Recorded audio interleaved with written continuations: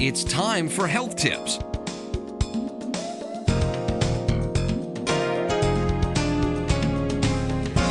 Now here's your host, Dr. Alma Jenkins. Good evening. I'm Dr. Alma Jenkins, and this is Health Tips. Thank you so much for watching. I want you to know how much I appreciate the comments and various things that people say about the show. Fortunately, it's been all good. We've enjoyed bringing this show to you. And I just want to encourage you to lift the cans, do your exercises. I get patients coming in who want to lose weight, and I give them that tip that I've given you, where I tell you that during the commercials, lift your cans, move your legs. Because, you know, most shows now have more commercials than ever. If you're watching a 30-minute show, almost half of it is commercials. So if you're watching TV for several hours, you can get a good 10-15 minutes of exercise in during that time. So I want to pass that tip on along. I want to remind you that we're willing to come to your church or your organization and give a talk. We would love to do that. So just give us a call, drop us a line, and let us know, because we would love to come and talk on whatever subject that you would like us to talk about. Okay? All right. And you may send your invitation to the station, and they'll make sure that I get it. Okay? So I was thinking, what will we do tonight? Because, you know, we like to do different things. And one of the things that I felt I needed to do was to talk about men's health, because I saw that that was one of the things that April is the month of. It's the month of men's health observance. And so I want to say a word about men's health. You know, one of the things that I've been impressed with as a physician is the fact that men, this is, please understand that I'm not picking on you now, but men sort of dread going to the doctor a bit more than women. We will go more readily, and men sort of have to be pushed into it or pretty much feel bad, real bad to go.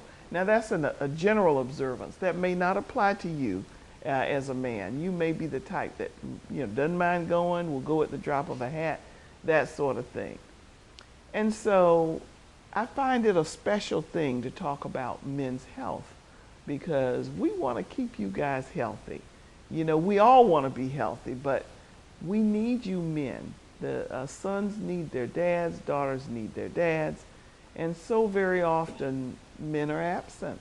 And let's face it, there are lots of female widows, because women tend to live longer than men in general.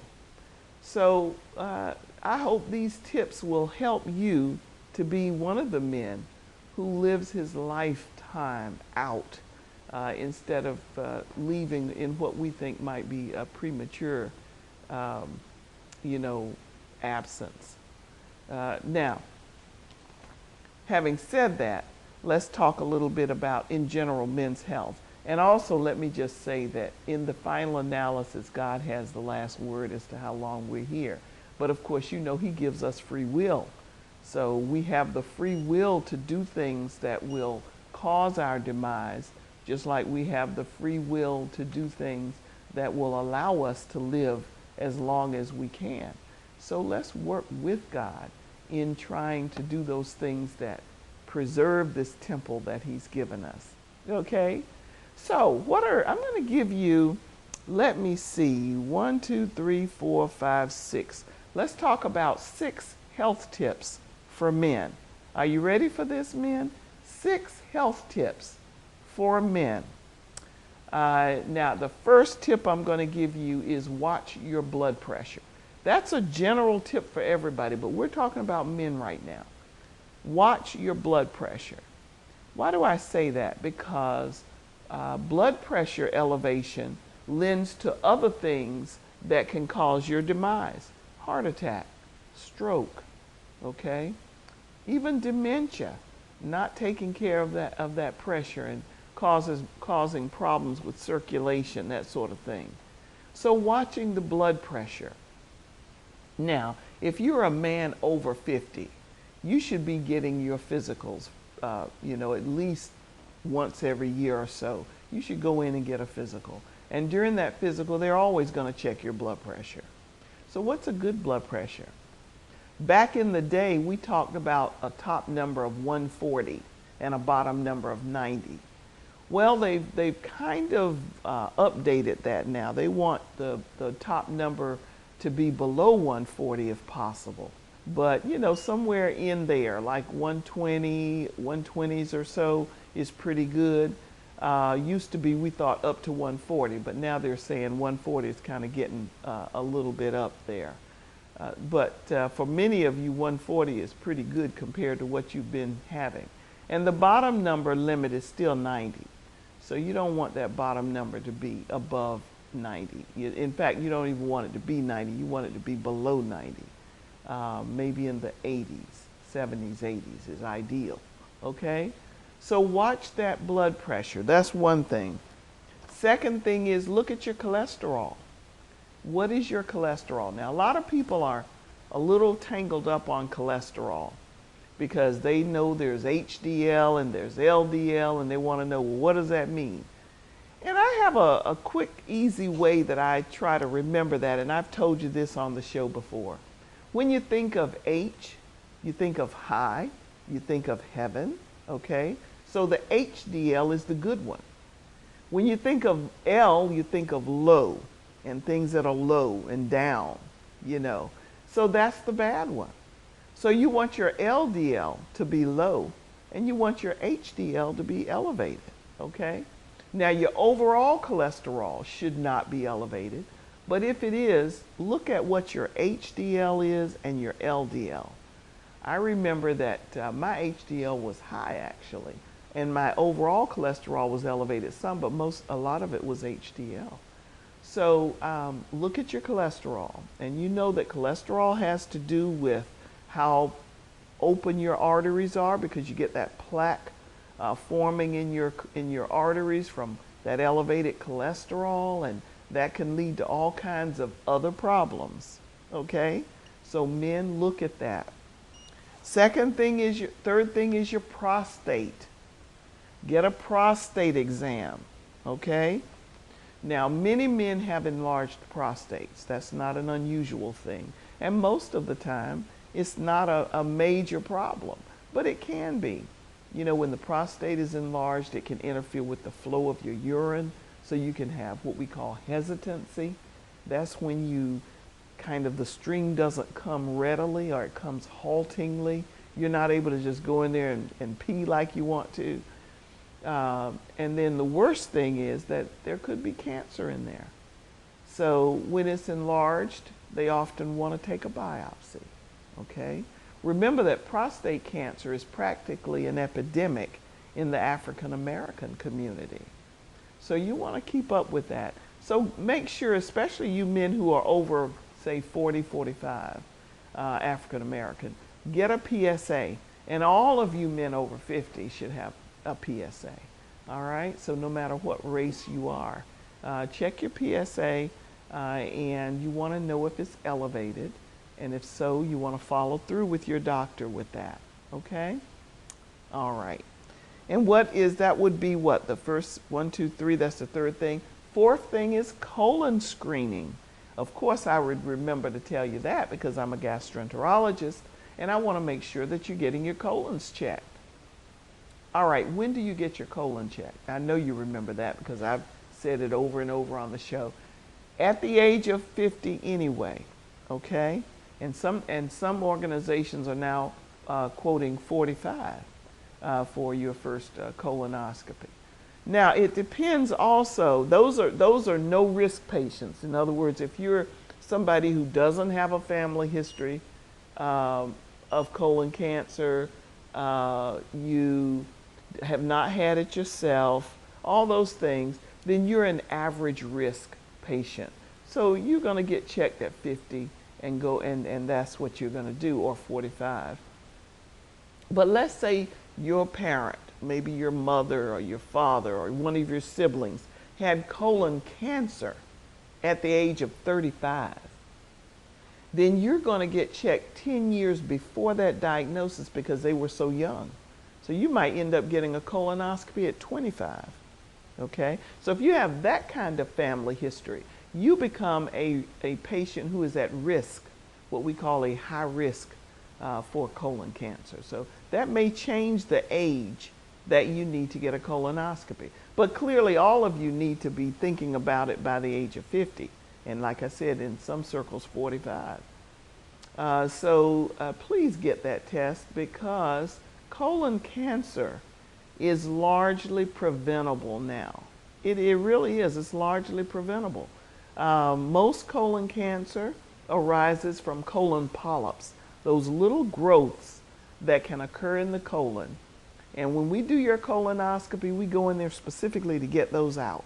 We can take them out right through the scope.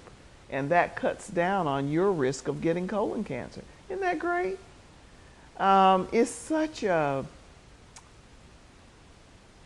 unpleasant feeling to do someone for the first time later in their lives than they should have had it, and then see colon cancer in there. And it's even worse when we do their CAT scan and it's all in the liver and that sort of thing. You know, that's hurtful, and it's painful to have to tell the patient. So let's practice preventive medicine and go ahead and get screened, you know, because what we found is that the incidence of colon cancer increases around age 50. So that's why they set the screening age there, because that's when we really start to see a lot of stuff, okay? Now, what is the next one? Skin cancer. Now, you know, a lot of people think that they're immune from skin cancer. A lot of African Americans don't think that they can get skin cancer, you know, because, you know, a lot of times it's not a problem in many of us, but it can be a problem. And in men in general, did you know that men are 2 to 3 times more likely to get non-melanoma, basal cell, and squamous cell skin cancer than women? So you're more prone to get it as a man than I would be as a woman, but all of us can get it, okay? And you're gonna want to protect yourself out in the sun. And I tell people, don't you know, a lot of women are still going to these, and we're talking men's health now, and I guess very few of you go to tanning beds, but a lot of women do, and I try to discourage that because it's really not a healthy thing to do. But you men, get your skin checked as well for skin lesions that may turn out to be cancerous. Now, you know, the most worrisome type are the melanomas, which is not dependent on the sun, you know, to happen to you. But get a look at your skin when you go to the doctor and do your physical. They should be looking at you all over. That includes your skin, you know, and the other parts that they're examining. And you look at yourself. You see something pop up there that hasn't been there, something new, get it checked out, okay? So we want to look at the skin. And then lastly, the 6th tip is diabetes check. A diabetes check. How many of you think about that? A lot of you have diabetes in your family, so you are aware of it. But get the doctor to check your blood sugar. You know, I think I've mentioned this a number of times on the show, that we had a health fair at St. Mark Church years ago, and we were doing blood sugar checks, and we had one of our members come through, and she brought her grandson, and the grandson's blood sugar was off the chain. We sent him to the emergency room. Turns out he was diabetic, and she relayed the message that he had been just drinking a lot of water. You know, he just couldn't seem to get enough water, getting up at night to drink water. He was diabetic, and that's one of the things that they can do early on when the sugar is elevated. So let's get a blood sugar check and know some family history. That will help you in knowing what to do. Maybe your mother or your sisters or brothers were diabetic. You're very likely to be as well. So get that blood sugar check. Now let's go back over the 6 things that we want to emphasize to men because April is Men's Health Month, okay? So the things we want to emphasize for men are blood pressure checking, cholesterol checks, prostate checks, don't forget that PSA, colonoscopy screening, skin checks for skin cancer, and diabetes checks, okay? Let's make sure we include those things. Think of those things, men. Make a little list of those things I've just said so that you can make sure that you're on top of those things. And hopefully this will empower you to take better care of your health, okay? And hopefully this will mean there'll be men around longer. We need you men, we really do. Now we've got about another 11 minutes or so, 10 minutes average. And in this time, we want to do some exercise. Now I'm going to go back and emphasize that a little bit later, but I don't want us to give out of time that we don't do our exercise. For some of you, this is the major time you do exercise, and I hope that's not your case.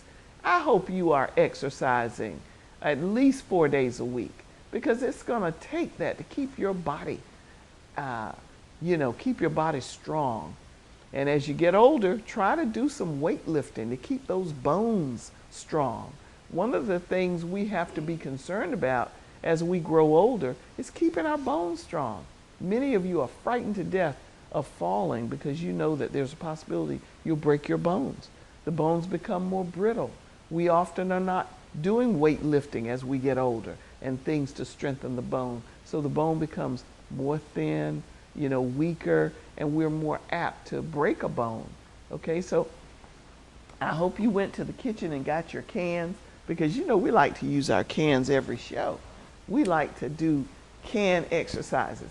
I pick cans because it's cheaper. Most people have some cans in the kitchen. You don't have to go out and buy weights, or go to the gym every week and all of that. It's good if you can do it, but a lot of people can't afford to go to the gym every week. It does cost something, to use the gym. So you can do this at your home with what you already have. So, all right, we get our music going and we'll get started. I love to lift the cans, and then I love to go on go laterally with the cans. Are you ready? So on the count of 3, we're going to lift our cans. And 1, 2, 3, and 1, and 2. And I like you to smile when you do this too, because it's a privilege to be able to do it. There are many people who can't do this, but those of you who can, great, do it. Those of you who can't, do what you can do. Maybe you can move your feet. That's fine. All right? And let's do 20 of these. And 1, and 2, 3, and 4. You'll start to feel it now. 5, and 6, 7, and 8, 9, and 10, 11, and 12. Now, if you get too tired, stop. 13, and 14, 15, and 16, 17, and 18, 19, and 22, 3, 4. Now, if you do 20 of these, you're going to feel it in those arms. So you're going to need to stop for a minute once you've done that. And let's take a deep breath. Let's put our hands out, point to the sky, and hold it, hold it. Now turn your palms down and let's do that again. And down. When you do that, you're filling your lungs with air. And as the lungs get air, that oxygen goes all through the blood and just re-energizes your organs. So there is something to taking a deep breath, because when you take a deep breath, your whole body can take a deep breath because you're flooding it with oxygen into the lungs, and that revitalizes the blood with oxygen. And it's so interesting that the body says the life is in the blood, and that is so true, because your blood has the oxygen. Okay, now let's take these same cans in our next 6 minutes or so of the show, and let's do some lateral arm exercises. 1, 2, 3, and 1. And 2. Let's do 10 of these. 3. And 4. This is good. 5. And 6. 7. Ooh, you start to feel it. And 8. 9. And 10. 2, 3, 4. Woo! I know you feel that in your shoulders. And I'm doing this tonight because this is easy to do. I'm sitting so you can easily see my arms and you know what I'm doing. Okay, so now those of you who for some reason can't do that, that's okay. When we start to do the arm exercises, you just march in place with your feet. You know, just lift your legs, lift your legs, lift your legs. Do what you can do because there's always something you can do. And for those of you who can't do the legs, move the head. Look at there. Move your head to the side, back and forth, and to the side, and back and forth, and back and forth. You can do that, okay? For those of you that's all you can do, do that. And tonight I want to address another area of health, and that is mental health. I want you to exercise mental health. Now, how can you do that? When you get up in the morning, I want you to decide that it's going to be a great day for you. Those of you who, are religious and believe, reaffirm some of the things that God has said to us in the scriptures. We belong to Him. He loves us. He wants us to live abundantly and have a great life. And so one of the things you can repeat when you get up in the morning is, this is the day that the Lord has made. I will be glad and rejoice in it. How about that? That's really positive, right? So you can get up every morning and say that, because remember, you have to decide what kind of day you're going to have. Don't let the day decide for you. You wake up in the morning, you were able to get up, you were able to put your clothes on and do all kinds of things. That's something to be grateful for. So be grateful. 2 things. When you get up in the morning, be grateful. Number 1. And number 2, say something that is going to encourage yourself. All right? Sometimes there won't be people around to encourage you. Your mom can't be there, your dad can't be there, your siblings are all spread out all over the country and they're nowhere around. So you have to encourage yourself. So you need to do that in the morning too, okay? Do it first thing. Do it before you go to bed so that you're thinking about it in your sleep, all right? We've got to be mentally strong in this world today. There's so much going on that we have to remember that we've got to feed our mind too. And watch what you watch. Whatever you watch is in there and you're thinking about it. So try to watch positive things on television, when you go to the movies. So this is all part of mental health, okay? So mental health is real important because that has to do with what we feel physically. Because if you're stressed out and worried and depressed, then you're not going to want to exercise, you're not going to want to eat right, or you're going to want to eat Rocky Road ice cream. So it all plays a part, okay? All right, now remember what we talked about tonight. I talked about the fact that April is Men's Health Month, and I named 6 things that I want you men to focus on as far as your health this month. The 6 health tips for men. Number 1 was blood pressure checking. Number 2 was cholesterol checking. Number 3 was prostate checking. Number 4, colon cancer screening. Number 5, skin cancer checking. And number 6, diabetes check. All right? I hope you made a little list of that so you can tell other people, because one of the things I want you to get in the habit of doing is sharing what you're learning on this show. I want you to share it, okay? So as we go out, and I know we've got maybe another 2 minutes, I want us to go out tonight exercising, okay? And I want you to remember what we talked about, share it with someone, Remember that mental health is a part of physical health as well, because it has so much to do with our physical health. And finally, let's remember to exercise, which is what we're doing now. Okay? So we're going to do some more arm exercises. Because I'm sitting, I'm not going to go into the legs and the feet and all of that right now. We'll do that another time, but we are going to repeat our arm exercise. So let's go. 1, 2, 3, and 1, and 2, 3, and 4, 5, and 6, 7, and 8. Now I want you to smile.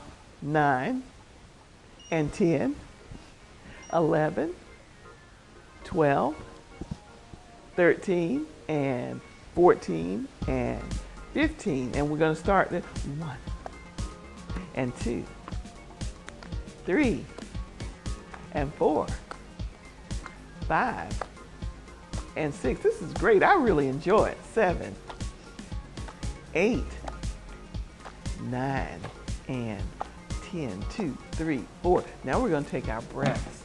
Okay? Okay, and down. Deep breath in again. Hold it, hold it, hold it, hold it, hold it, and let it out. One more time. Deep breath in. Hold it, hold it, hold it, hold it, hold it, hold it, hold it, and let it out. Now, for those of you who are watching, you can stop now and go have a glass of water. And I want to now thank you again for watching the show. I'm Dr. Alma Jenkins. Good night.